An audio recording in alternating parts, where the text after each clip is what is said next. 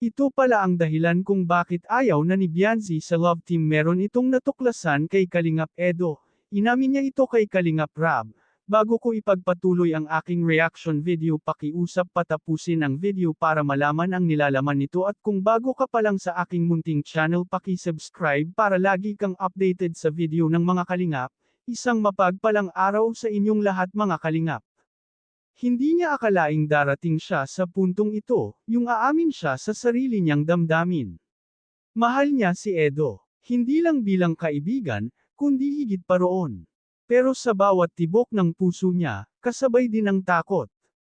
Kinabukasan nagdesisyon si Bianzi na kausapin si Kalingap Rab, ang taong lagi niyang napaglalabasan ng saloobin. Huminga ng malalim si Bianzi. Mahal ko si Edo, lahat na ginagawa ko sa vlog na iyon totoo yun, nagkagusto talaga ako sa kanya. Sandaling natahimik ang paligid, para bang pati hangin ay napigil sa paggalaw. Hindi lang kasi ako ang involved, sagot ni Bianzi. May mga bagay na masisira. May mga taong masasaktan, at hindi ko alam kung kaya kong harapin yun. Parang may kumurot sa dibdib niya habang sinasabi iyon. Hindi niya alam kung totoo ba o takot lang niya ang nagsasalita. Pero isang bagay ang sigurado, hindi siya handang ipaglaban ang isang pag-ibig na maaaring hindi naman para sa kanya. Yun nga po, gusto ko na pong itigil yung love team po namin.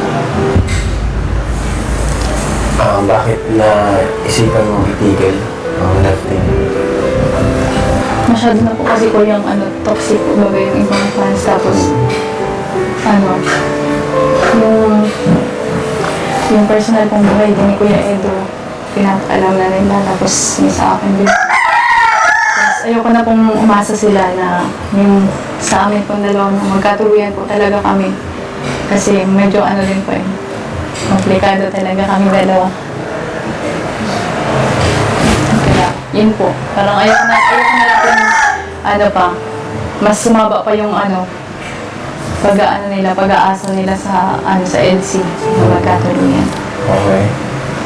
Tsaka po kuya, naapektuhan na rin po ako sa mga sinasabi po nila sa pamilya ko na wala naman pong katotohanan. Hindi po totoo. Po kuya, sa lahat-lahat po ng pinagsamaan po namin ni Edo.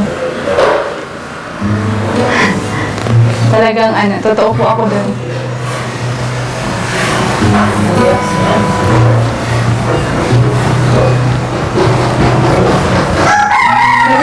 Totoo po talaga ako sa kanya.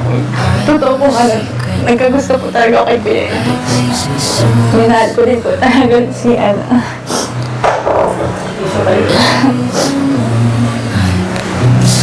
lahat po yun, hindi ko po pinagsisisihan na nangyari yun sa buhay ko na yung mga banding po namin. Mga travel. Hindi ko po yun pinagsisihan. Madami din po akong natutunan sa kanya. Kaya nagpapasalamat din po ako sa kanya kahit